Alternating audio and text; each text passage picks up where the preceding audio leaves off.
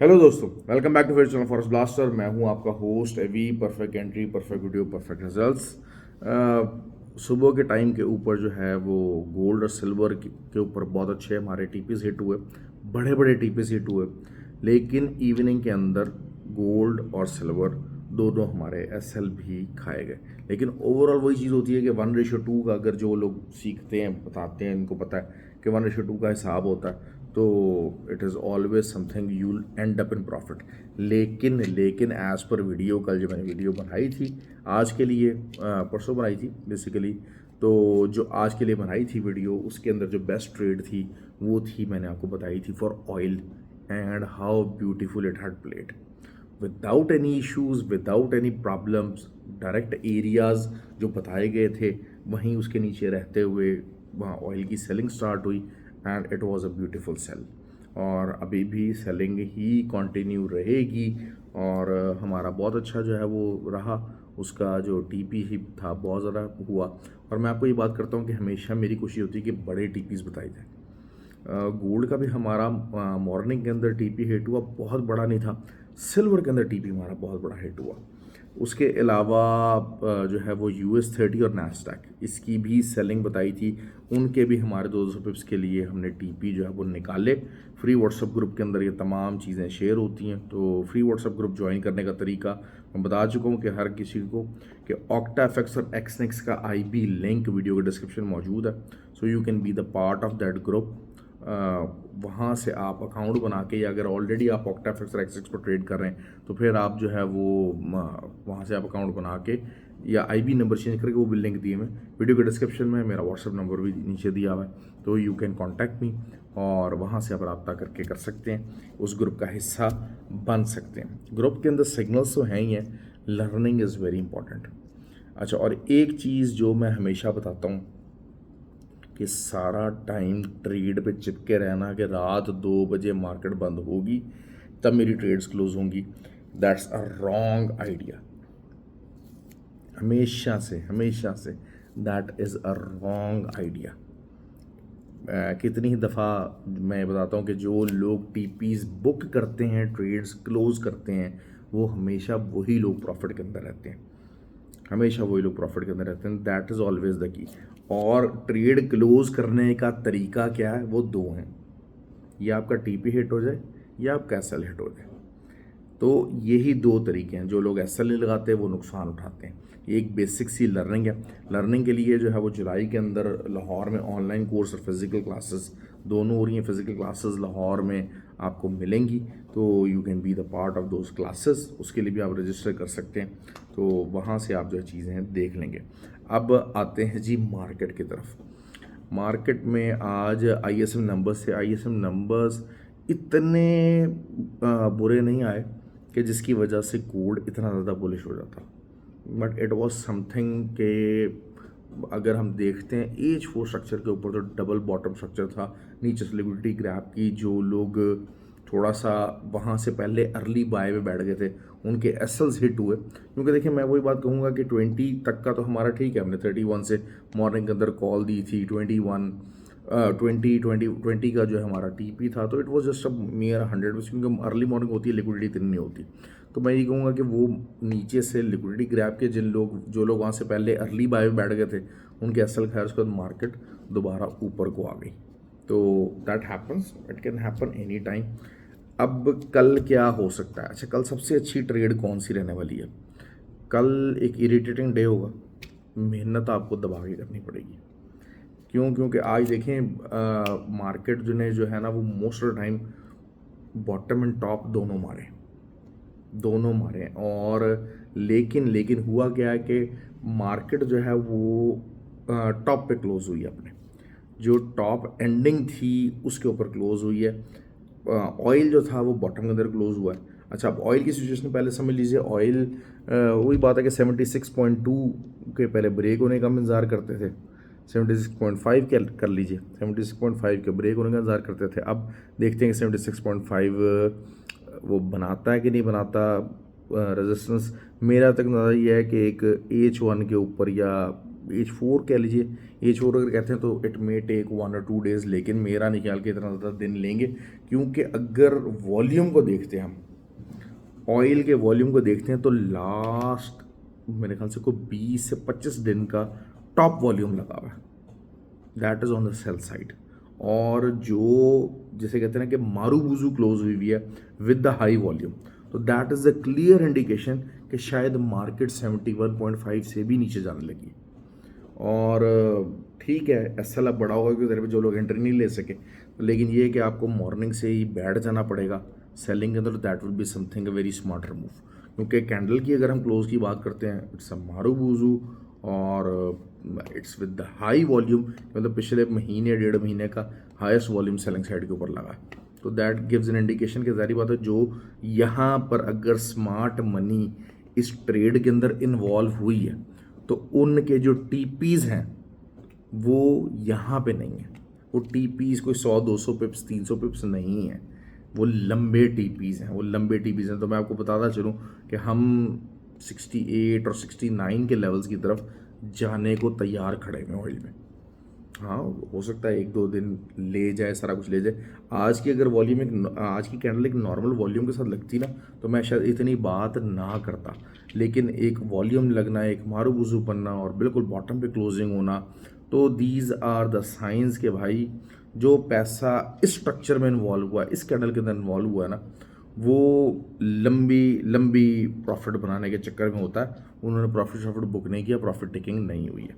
एक बात हो गई। अब गोल्ड की बात कर लेते हैं। गोल्ड का मसला यही है कि गोल्ड की शायद आपको थोड़ा बहुत गोल्ड बुलिश ज़रूर है इस टाइम पे।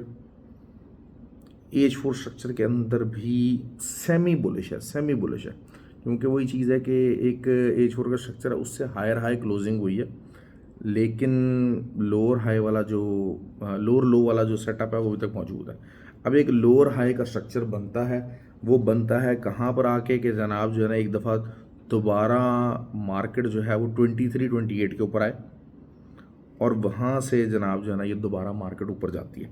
और असल चीज़ ये है कि द मेन एरिया, मैं बार बार आपको ये बात कर चुका हूँ, वीकली वीडियो के अंदर मैंने बात की, 2359 के ऊपर इंट्रा डे क्लोजिंग अगर होगी तब मार्केट बुलिश होगी। ये बिल्कुल एग्जैक्टली वही सिनेरियो कि जिस तरह मैं कह रहा था ऑयल बुलिश हो रहा था, सब कुछ हो रहा था, लेकिन मैंने कहा जी 80.30 के ऊपर इंट्राडे क्लोजिंग होगी तब ऑयल बुलिश होगा, और वो नहीं हुआ। तो सेम इज़ द कंडीशन, हो भी सकती है नहीं भी हो सकती, लेकिन ये कि अब इस टाइम पे जब मार्केट क्लोज हो रही है, अभी जब वीडियो बना रहा हूँ तो 23, 47, 48 है, तो आपको 64 तक का एसएल रख रहा है। मैं हमेशा कोशिश करता हूँ कि यार आप एसएल थोड़ा सा बड़ा रखें, कोई ऐसी बात नहीं है इसमें।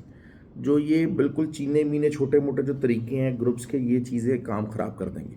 तो आपको एसएल बड़ा रख के ट्राई लेनी है, और 28 should be the TP1, I am telling you that. 38 का एरिया तो था ही था, लेकिन 28 आई एम थिंकिंग, क्योंकि वही बात है कि जो कुछ एरिया, जो कुछ एंगल्स जो थे वो 23-20 से 22 से ऊपर उठ के 23-28 तक आ चुके हैं। तो 23-28 शुड बी द TP1, और उसके बाद जो है वो नीचे मज़ीद जा सकते हैं। अगर 23-28 के नीचे इंट्राडे क्लोजिंग आ जाती है तो that will be something very very significant actually. तो और कल जो है वो कुछ डाटा भी है रिगार्डिंग जॉब्स हैं, उसका डाटा है, तो उस चीज़ को देख लेंगे इंशाल्लाह कि क्या होता है, लेकिन इतना को बहुत ज़्यादा इम्पैक्ट नहीं है कि वो उस टाइम पे पिक्चर बदल दे। सिल्वर की बात कर लेते हैं। हाथी भाई ने ग्रुप के अंदर शेयर कर ही दिया। खैर 30.94 is a cut off point for the silver, कि आपको 30.94 के ऊपर अगर क्लोजिंग आ गई सिल्वर की तो फिर सिल्वर दोबारा से आप समझ लें कि एक हाई जोन लगाने की तरफ चला जाएगा।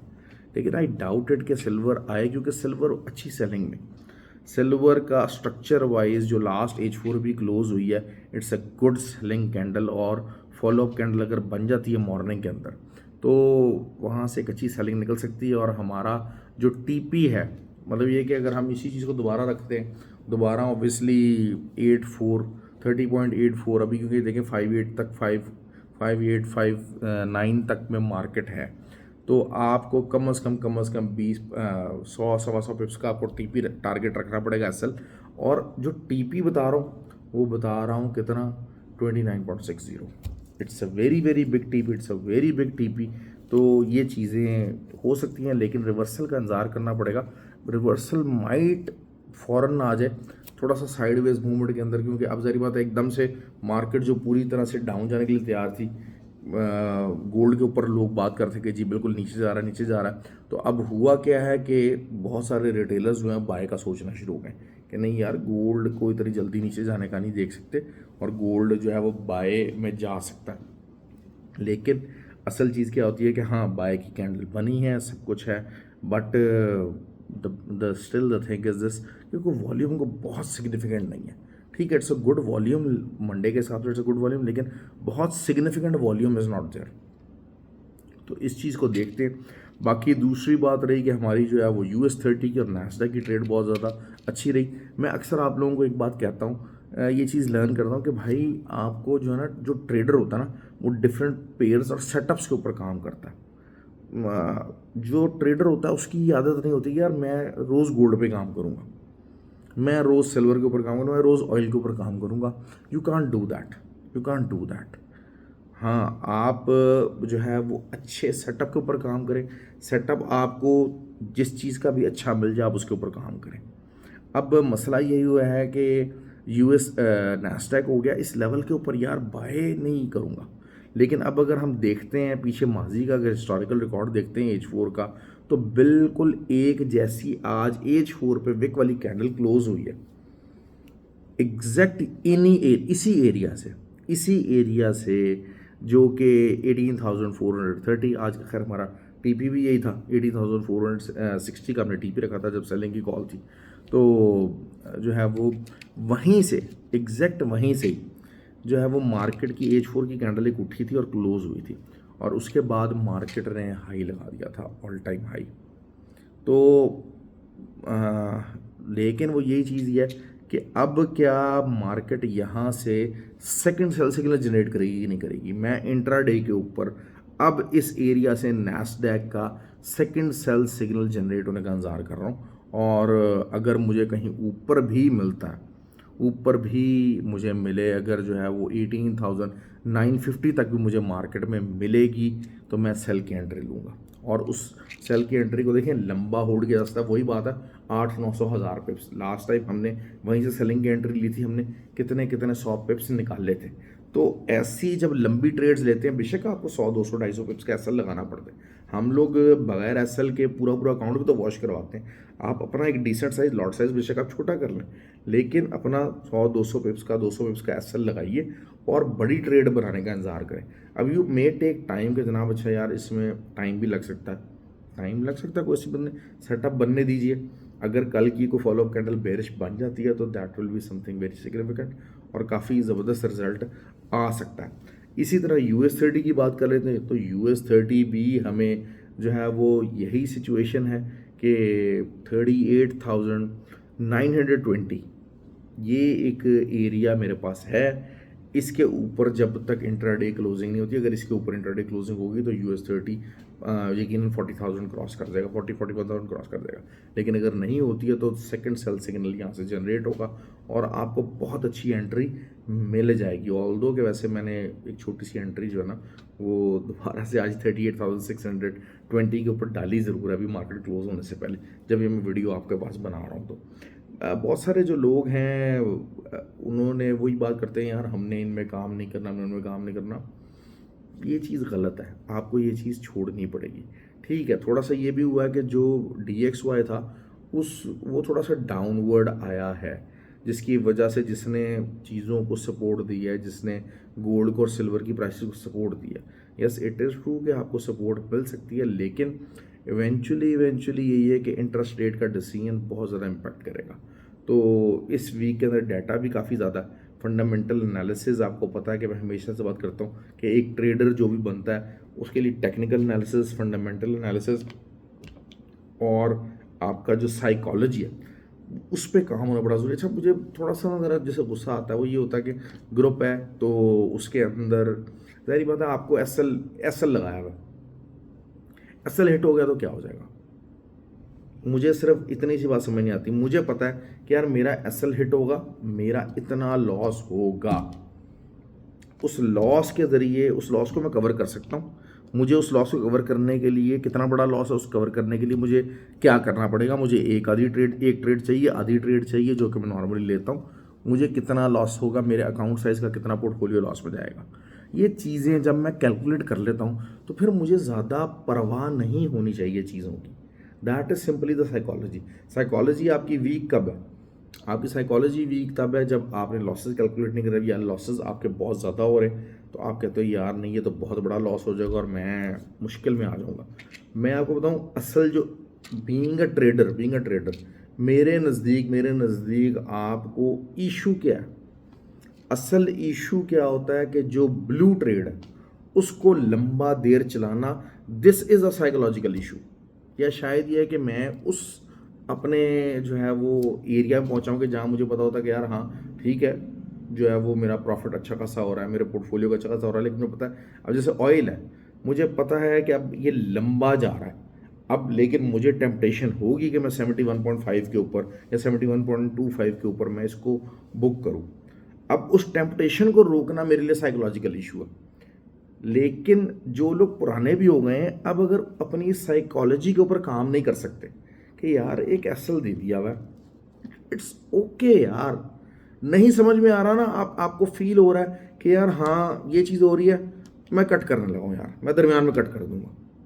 ठीक है यार, नहीं समझ में आपको, आपने जिन बेसिस के ऊपर, जिन चीज़ों को देखते हुए आपने बाय लगाई या सेल लगाई, वॉट एवर द रीजंस वर, जो टीए था आपने देखा कि वो फेल होता नज़र आ रहा है या बहुत ज़्यादा लंबा टाइम ले रहा है और आपको मेंटली डिस्टर्ब कर रहा है, यार आप काट दो, आप काट दो, कोई मसला नहीं है, छोटा लॉस होगा बड़ा लॉस होगा, क्या करना है, लेकिन ये चीज़ों को आपके आपके लिए परेशानी का बायस नहीं होना चाहिए।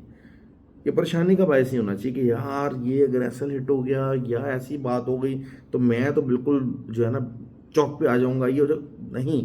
इवन कि आप स्कैल्पिंग कर रहे हैं, आपको पता है कि यार हाँ मेरे 30 पिप्स के आज का दिन है, मैं 6 एसल हिट करवा लूँगा, 30 पिप्स के 40 पिप्स के 6 एसल हिट करवाने की मैं एबिलिटी रखता हूँ, उन 6 एसल्स के अंदर मेरा इतना लॉस होगा, इतना लॉस के बाद मेरे अकाउंट की कंडीशन क्या होगी, मेरी कंडीशन क्या होगी, मेरी मेंटल कंडीशन क्या होगी, मेरा ट्रेडिंग कहाँ पर होगा।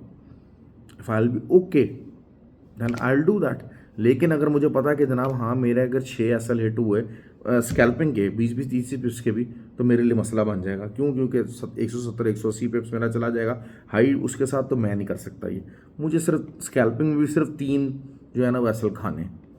ठीक हो गया, आप उसके मुताबिक ट्रेड करें। लेकिन अगर आप देख रहे हैं कि बिल्कुल अकाउंट की बहुत ज़्यादा हालत ख़राब हो रही है, बहुत ज़्यादा मसले मसाइल हो रहे हैं, तो फिर आप उस स्कैल्पिंग की स्ट्रैटेजी को इंट्राडे के ऊपर लें। इंट्राडे वाली स्ट्रैटेजी के अंदर इशू आ रहा है तो फिर आप जो है वो आप उसको जो है वो स्विंग की तरफ ले आइए। और अगर अगर इन तीनों में इशू आ रहा है तो भाई फिर ट्रेडिंग को टाटा बाय बाय करके कोई और काम कीजिए। हर बंदे ने ट्रेड तो नहीं करनी है ना, हर बंदा ट्रेड के लिए नहीं बना, हर बंदा ट्रेड से प्रॉफिट नहीं बनाएगा। लेकिन अगर मैं सीखने की कोशिश ना करूं, मैं प्रॉपर मेहनत ना करूं, मैं टाइम ना दूं। अच्छा, अब एक टाइम क्या है, एक टाइम दे रहा हूं, मैं सर की वीडियो देख रहा हूं, सर से सवाल कर रहा हूं, ग्रुप के अंदर बोले चला जा रहा हूं, मैं काफ़ी ज़्यादा एंगेज्ड हूँ। ठीक है, एक मैं ये टाइम दे रहा हूँ, एक ये है कि यार मैं प्रॉपर कोर्स कर रहा हूँ, यूट्यूब पे वीडियोस देख रहा हूँ, डिफरेंट लर्निंग के मॉड्यूल्स पढ़ रहा हूँ, बुक्स पढ़ रहा हूँ, और उसके बाद कोर्सेज वगैरह ये सारा कुछ करने के बाद एक गेम स्ट्रैटेजी बनाई।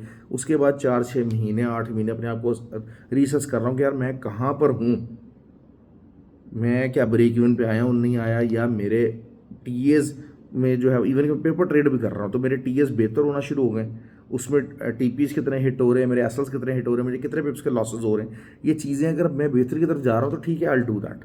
लेकिन एक में आया हूँ, मैंने जनाब जो है ना वो सीधा आते साथ ही $10,000 डाला है, मैंने उछल कूद की है, एक यूट्यूबर उधर फॉलो किया, एक यूट्यूबर उधर फॉलो किया, 25 ग्रुप वहाँ से ज्वाइन किए, कोई चीने में ग्रुप ज्वाइन कर लिए, 20-30 भी उसके असल्ट होके ये किया वो किया, उछल कूद मचाई, महीना डेढ़ काम किया, वो पैसे भारत की, और उसके बाद कहा यार ये काम ही ठीक नहीं है, तो don't do this, don't do this. Video लंबी हो रही है लेकिन मुझे पता है कि जो लोग सीखना चाहते हैं, लर्न करना चाहते हैं, मेरे पास बेतहाशा ऐसे एग्जाम्पल्स हैं।